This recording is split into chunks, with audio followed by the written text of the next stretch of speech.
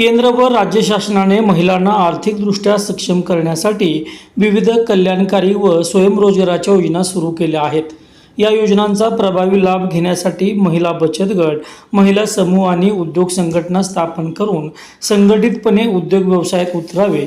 योग्य प्रशिक्षण, बाजारपेठेचे ज्ञान आणि शासनाचे सहकार्य मिळाल्यास ग्रामीण भागातील महिला स्वावलंबी होऊन कुटुंबाचा तसेच समाजाच्या आर्थिक प्रगतीत मोठे योगदान देऊ शकतात, असे प्रतिपादन भाजपचे किसान मोर्चाचे प्रदेशाध्यक्ष रामकृष्ण वेताळ यांनी व्यक्त केले. उमरज तालुका कराड येथील सामाजिक कार्यकर्ते संतोष किरत यांच्या पुढाकाराने आयोजित महिला मेळाव्याच्या अध्यक्षस्थानी उपस्थित राहून रामकृष्ण वेताळ यांनी मार्गदर्शन केले.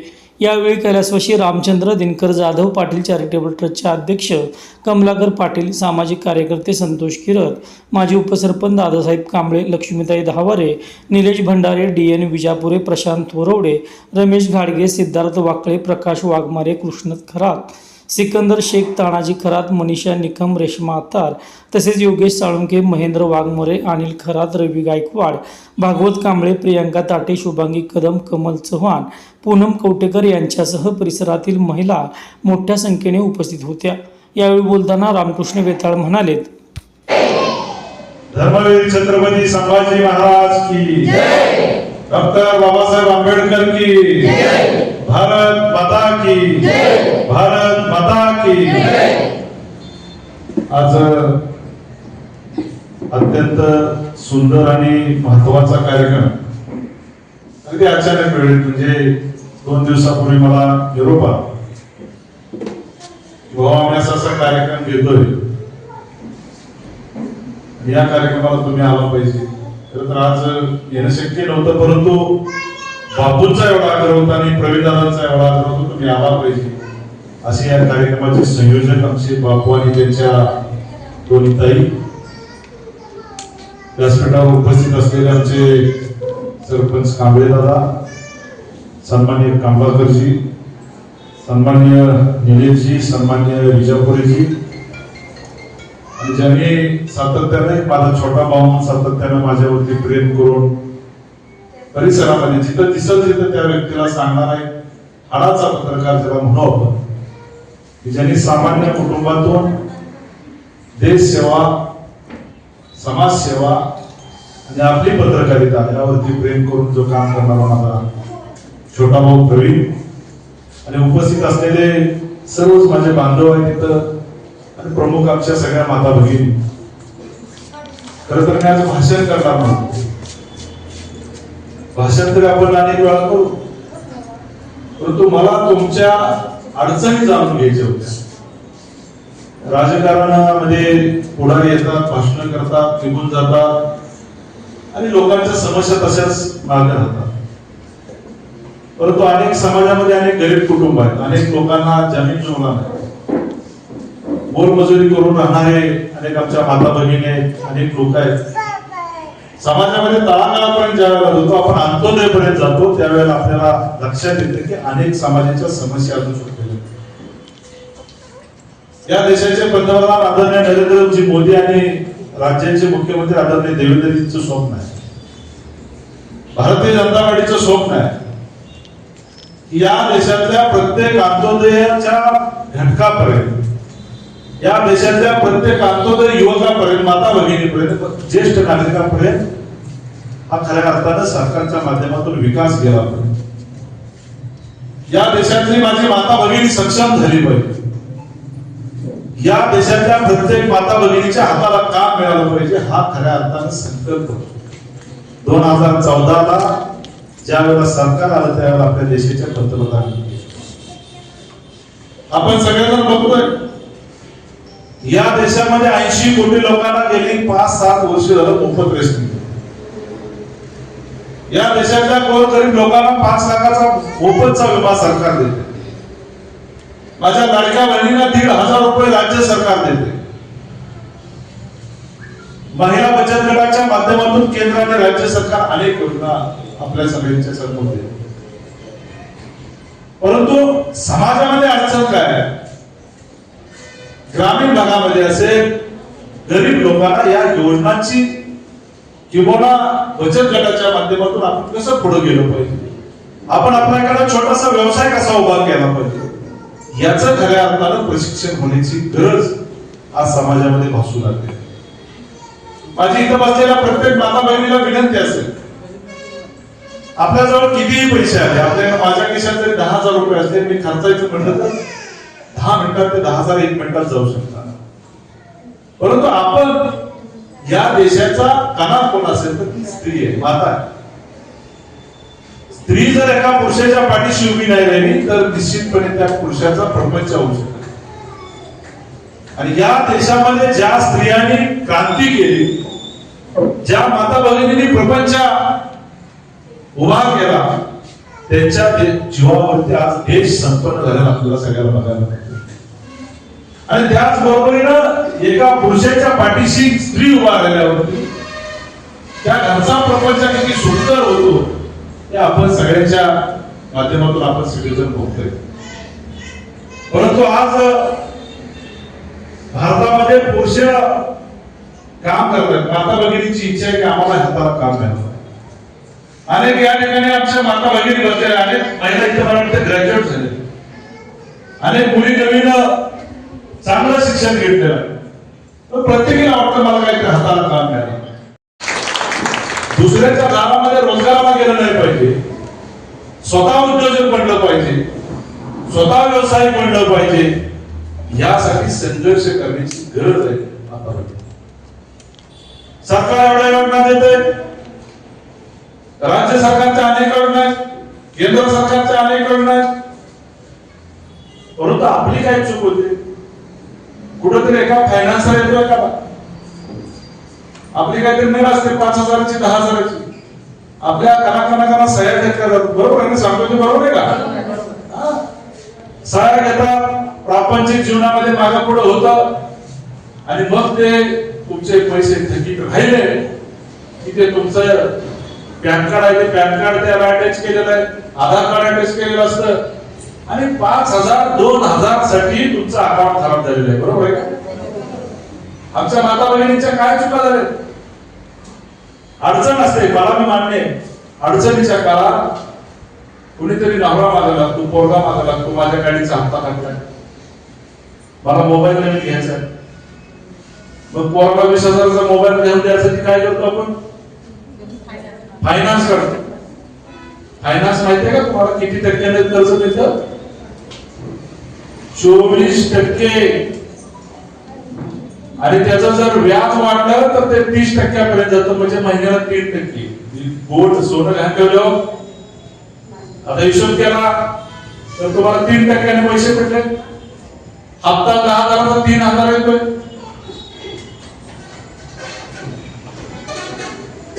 हप्ता भरायचा का पैसे काढायचे? प्रपंचात प्रपंच असतो, नवरा कामाला जातो, बायको कुठेतरी कामाला जाते, पोरगा कुठेतरी छोटं मोठं काम करतो. प्रथमतः माता भगिनींनी आपल्या जवळच्या प्रत्येक मातेनं 1-1 रुपया आपण वाचवला पाहिजे. आज जर ठरवलं लाडक्या बहिणीचे तुम्हाला 1,500 येतात, ते 1,500 नवऱ्याला दाखवायचे, मुलाला सांगायचेच नाही. त्या 1,500 रुपयाचे फक्त 500 रुपये मातेने वाचवा. किती वाचवा? 500 रुपये. 1 वर्षात तुमचे 6,000 रुपये वाचतात. तुमच्याकडे 6,000 असल्यावर समोरचा 12,000 द्यायला तयार असतो. किती द्यायला तयार असतो? 12,000. त्यामुळं कर्ज कसं काढायचं ते आपण बोलू, परंतु आपणही काहीतरी शिकलं पाहिजे, आपणही काहीतरी करायला शिकलं पाहिजे.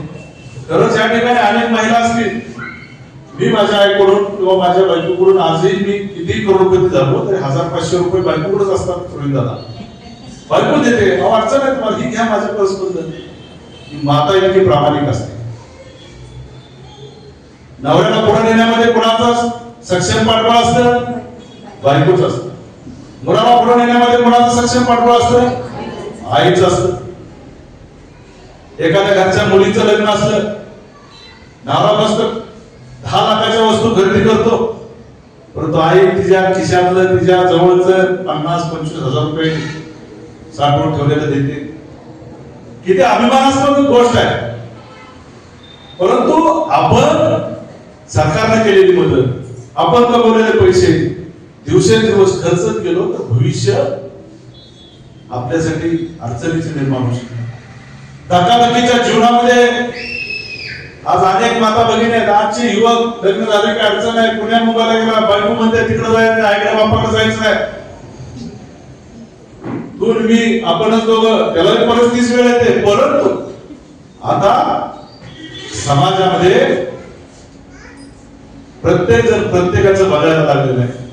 त्यामुळे तुम्ही काय केलं पाहिजे, तुम्ही एक एक रुपया वाचवला पाहिजे. निश्चितपणे या ठिकाणी अनेक महिलांच्या मध्ये उर्मी आहे. प्रत्येकाला वाटतंय मला काहीतरी व्यवसाय करावा. आपल्याकडे सगळ्याकडे मोबाईल आहे. मी या ठिकाणच्या प्रवीण दादा कन्हेरी मठ आहे आपल्या शेजारी कोल्हापूरला. कन्हेरी मठामध्ये एका कृषी विज्ञान केंद्रामध्ये एका लेडीजने त्या ठिकाणी छोट्या छोट्या मशीनवरती घरगुती मसाले कसे करायचे त्यांनी केले. घरगुती मसाले बनवले. त्या ठिकाणी वेगवेगळ्या पद्धतीचे कडधान्य कशी गोळा करून त्याचं पॅकिंग केलं जातं. मार्केटमध्ये अनेक पदार्थ घेऊन त्या ठिकाणी तिथं पॅकिंग करून त्या केविकेच्या माध्यमातून एक मोठा मॉल तयार केला. इथल्या 10-20 महिलांचं कधीही नियोजन प्रवीणाला करा, बापू तुम्ही करा, मी तिथं महिलांना पाठवून द्यायची व्यवस्था करतो, मी तिथं सांगतो. आणि त्या केविकेमध्ये जाऊन आपण 1 दिवसाचं 2 दिवसाचं आपल्या माता भगिनींनी ट्रेनिंग घेतलं. काय काय वेळेला खिशात पैशात पण करायचं काय. आता म्हणलं तुम्ही 5-5 हजार करता, उद्या सकाळी घेऊन येतो. महिला सक्षम काही करूया तर सकाळी 5-5 हजार घेऊन. आता इथे 100 आंब्या 5 जणांना 5-5 हजार काढले तर 5 लाख झाले. करायचं काय. पुन्हा डोक्यात काय, आपण 5-10 महिलांनी एकत्र आलो.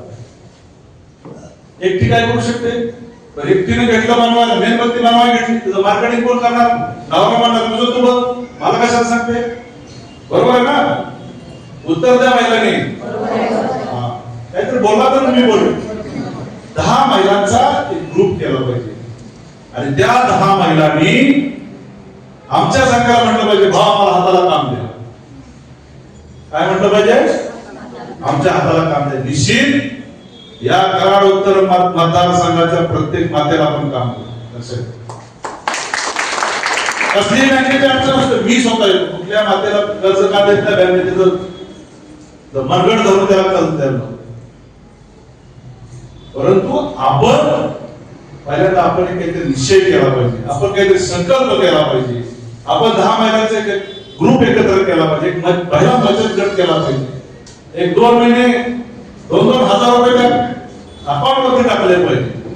आज का समस्या कुठे लक्षात घ्या, अनेक कुटुंबातल्या महिलांनी घरच्या कामासाठी कर्ज काढली आणि त्यामुळं त्या महिलांचं सिबिल अकाउंट खराब झालं.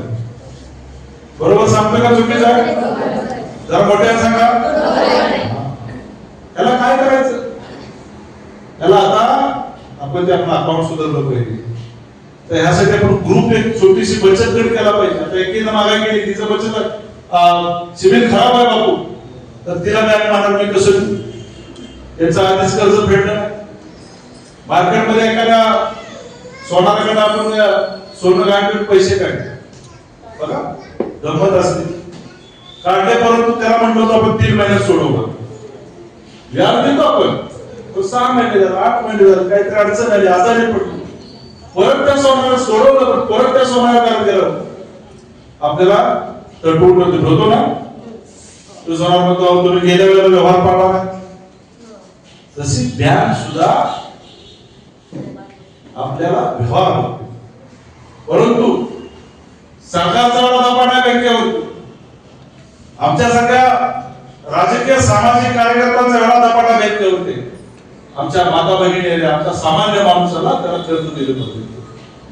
परंतु आपल्याला काय अडचण असते, कागद द्यायचं नाही, मला आता 5 मिनिटात सही व्हायच्या अगोदर पैसे समोर पाहिजे. मी सांगतो ते बरोबर आहे ना. थोडस आपण ह्यातून बाहेर पडलो.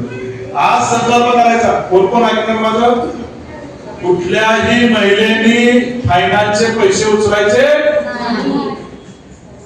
जमल का सगळ्यांना? आणि तुम्ही या परिसरातल्या काही गावातल्या महिला असतील, तुम्ही 10-10 जणीचा ग्रुप करा. तुमची इच्छाशक्ती सांगा, गावा मला हे करायचं. इथंच बसलेल्या कुठल्या तरी मातेची काहीतरी कला असते, काहीतरी विशेष बनवायची कला असते. मार्केट पुढे निघालं. मार्केटमध्ये काय पाहिजे? आता पिझ्झा बर्गर खाण्याची परिस्थिती लोकांची राहिलेली. शिकलेल्या मुलींनी लक्षात घ्या, पिझ्झा बर्गर कोण जा, माझी आई चांगलं काय घरात बनवते, माझी बहीण काय चांगलं बनवते, याच्याकडे समाजाचा कल आहे. पुण्या मुंबईमध्ये गेला, पुण्या मुंबईमध्ये नवरा कामाला, बायको कामाला. सकाळी 7ला कल्याण डोंबिवलीला राहणार, पनवेलला राहणार, मुंबईत कामाला जाणार. लोक सकाळी 7ला बाहेर पडणार, 9ला ऑफिसला पोहोचणार, संध्याकाळी 7ला सुटणार, 9ला घरी येणार. साधी भाजी घ्यायला वेळ नसतो तिथे, काय नसतो. आणि त्यातनं परत रविवारी भांडण असतं, तू आणले तर मी आणले तर तू आण. तर त्यांना काय पाहिजे? तुम्ही ग्रामीण भागातल्या ज्या महिलांना हाताला काम आहे त्या महिलांनी एकत्रित करून जर एखादा व्यवसाय उभा केला, एखादं वस्तू बनवली आणि ती जर त्या ठिकाणी पाठवली तर त्यांना 1 रुपयाची वस्तू 1.5 रुपये मध्ये घ्यायला परवडते. कारण त्यांना 1-1 लाख 1.5 लाख रुपये नवरा बायकोला पगार आहे, 3 लाख महिन्याचे येतात. त्याच्या 25-50 हजार खर्च झाले तर काही दुःख नाही. परंतु आपण ग्रामीण भागातल्या महिलांनी काय केलं पाहिजे?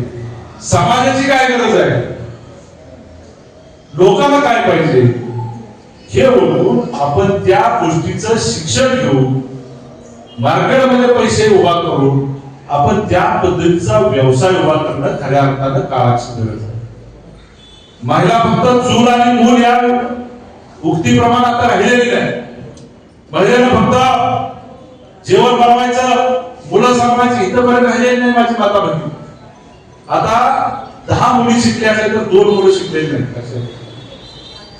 10 मुली ग्रॅज्युएट झाल्या पण 2 मुलं ग्रॅज्युएट झाले नाही. कोणी 12वी सुटली, 10वी सुटली. आणि आज समाजामध्ये काय पाहिजे? महिलेला एखादं काम दिलं ना, आम्ही अनुभव तिला सांगितलं नाही, फोन कर 100 जणांना, तर ती 100 फोन करेस तर प्रवीण दादा ती उठत नाही. पोराला सांगितलं 5 झाले की 6व्याला उठून जातो, अर्ध्या तासाने तो परत 5 करतो. ही परिस्थिती आहे. जगाचं लक्ष आहे महिलेकडे, भारताच्या महिलेच्याकडे जगाचं लक्ष आहे. भारताचं लक्ष आहे हा भारत सक्षम बनवण्यासाठी, 2047चा विकसित भारत बनवण्यासाठी या भारतातली महिला सक्षम झाली पाहिजे असं स्वप्न सगळ्या भारताचं आहे, सरकारचं आहे. त्यासाठी जे लागेल ते आपण उभा करू. तुम्हाला जे लागेल ते मदत आपण उभा करू. परंतु निश्चित माता भगिनींनो लक्षात घ्या, तुमची जर कागदपत्राचं पुढे अडचण असेल तर माझ्या त्या अधिकाऱ्याच्या, कारण कोणी कुणाच्या तरी एपडे असते, माझे एपडे असते, प्रवीणदादाचे एपडे असते, आमच्या कमलाकर पाटलांचे एपडे असते, तेच एपडीचे पैसे आपल्याला देत असतो. परंतु या ठिकाणी बसलेल्या ज्या ज्या महिलांना जनून कर्ज प्रकरण करायचंय, ज्यांना व्यवसाय उभा करायचा आहे, त्या महिलांना सगळ्यांना कर्ज मिळवून देण्याची भूमिका आपण उभा करू शकतो. परंतु बँक काय विचारते? तुम्ही 10,000 रुपये कर्ज करणार. बँक म्हणणार तुम्ही 10,000 काढले की खाणार, परत हप्ता भरणार. पूर्वी आता इथं वयस्कर महिला तुम्हाला माहिती, ग्रामीण भागात शेळ्या द्यायचे, आयडीबीआय बँक शेळ्या द्यायची, महाराष्ट्र बँक शेळ्या द्यायची, कोंबड्या द्यायची. परत त्या शेळ्याने तिकडं, कोंबड्याने तिकडं, पैसे तिकडं.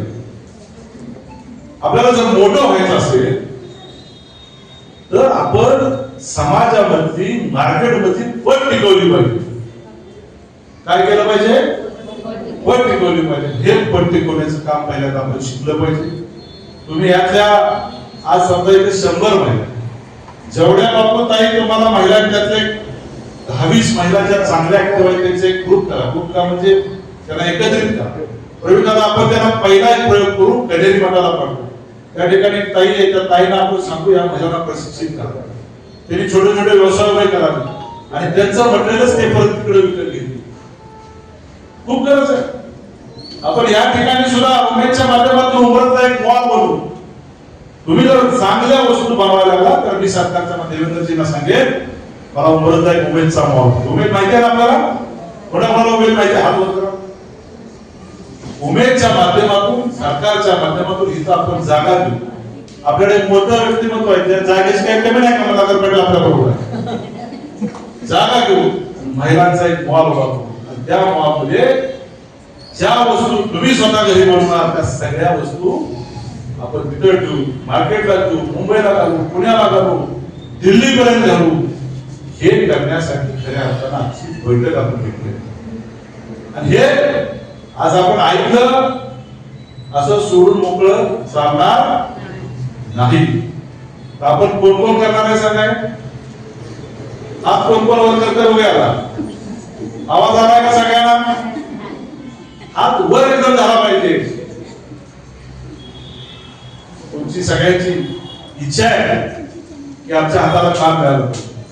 आज ग्रामीण भागातल्या महिला काय शेतात गेल्या बांधला, कुठे किरकोळ काम येते वाढीची मिळालं तर मिळालं, 4 दिवस मिळालं, 3 दिवस घरात, हे न करता सरकारच्या माध्यमातून जी जी काय मदत लागेल, मला जिथं जिथं आमच्या माता भगिनीसाठी उभा राहायची वेळ येईल त्याला मी तुमचा भाऊ म्हणून तुमच्या पाठीशी निश्चित उभा राहील. परंतु राजकारणापुरतं मर्यादित न राहता विकासाचं राजकारण केलं पाहिजे, समाजाच्या हिताचं राजकारण केलं पाहिजे आणि ते करण्यासाठी आपण एकत्रित असणं खऱ्या अर्थानं गरजेचं आहे. बोला आपलं काम होणार 100%. म्हणून तर तुम्ही सकाळपासून इतका वेळ थांबलेला, कारण एवढं कार्यक्रम आपला लेट झालाय, एवढ्या संख्येनं तुम्ही महिला थांबलेला आहे. खरंच जर तुम्हाला काही अडचणी असतील कुठल्याही गोष्टीच्या तर तुम्ही तिथं बोला. साहेबांच्या शब्दाला मान देऊन आम्ही व्यथासकांनी विनंती केली की बाबा तुम्ही या कार्यक्रमाला आमच्या या आणि आमच्या महिलांचा प्रश्न काय आहे तो तुम्ही सोडवावा. त्यासाठी जे आपल्याला बँकेचे अडचणी यायला गेले त्या साहेबांचा बापाचा बाप आला तरी आता त्यांचा बाप आपल्या बरोबर आहे. त्याच्यामुळे साहेबांच्या बापाचा बाप जरी आला तर तुम्ही काय आपल्याला करू शकत नाही का त्यांच्या बापाचा बाप आपल्या बरोबर आहे. त्यामुळे महिलांनी काय काळजी करायची नाही. एवढं प्रथमतः आपल्या सर्वांच्या वतीने स्वागत झालेलं आहे. पुन्हा एकदा आपलं सर्वांचं स्वागत करतो. आजच्या महिला मेळावा, आज महिला मेळावा आपण का घेतोय की जी महिला आज आपल्या पूर्वीपासून जे घरापर्यंत होती ती आज आपल्या असणाऱ्या उद्योग व्यवसायाच्या माध्यमातून आज पुढे जात आहेत आणि या पुढे जात असताना त्याला प्रगतशील मार्ग म्हणून आज आपले देशाचे पंतप्रधान आदरणीय मोदी साहेब यांच्या नेतृत्वाखाली आणि आपल्या राज्याचे मुख्यमंत्री आदरणीय देवेंद्र भाऊसाहेब यांच्या माध्यमातून आज आपला परवा दिवशीच एक विधिमंडळामध्ये आणि अधिवेशनामध्ये काय ठळक समज झालेला आहे की महिलांचा शेतकरी सन्मान या पद्धतीने शेतकरी बंधू आता आजपर्यंत होते आणि आता शेतकरी महिला एक स्वतंत्र एक आयोजन केलेलं आहे आणि त्या पद्धतीने परवा सहमत करून आज प्रत्येक महिला भगिनींना सन्मान आणि आपला उद्योग व्यवसाय माध्यमातून प्रगती करता येईल हे आज आपल्याला या सरकारने आपल्याला दिलेलं आहे. आणि या माध्यमातून आज भावनी आपल्यामध्ये प्रथमतः एक सांगतो इजा आपले स्थानिक लोक विधानसभेचे आमदार आदरणीय मनोजदादा घोरपडे साहेब झालेले आहेत. आता आपले दुसरे सातारा सांगली स्थानिक स्वराज्य मतदारसंघातून आपले धैर्यशील दादा कदम आमदार झालेले आहेत आणि आता आपले येणाऱ्या विधानसभा निवडणुकीमध्ये आदरणीय भाऊ आपल्या सर्वांच्या वतीने भरपूर आणि प्रचंड मताने आपण जास्तीत जास्त मतदानातून आपण निवडून आपल्याला सर्वांचं शेतकरी बांधव महिला भगिनी या सर्वांचा प्रश्न घेतल्याचं निश्चितपणाने आजपर्यंत भाऊ आणि मी जवळजवळ आम्ही बरेच वर्ष आम्ही बरोबर काम करतोय. कारण भाऊचा माझा संपर्क आहे. आज हे भाऊचा संपर्क करत असताना आज भाऊचा असणारे स्वतःही प्रामाणिकपणे काम जे पक्षाने दिले ते काम करून आज ते त्यांचं व्यक्तिमत्व आज राज्यभर ते करत आहेत. अशीच आपल्या सर्वांच्या वतीने त्यांना प्रगतीत करत जावं हीच आपली सर्वांची वतीने थांबतो.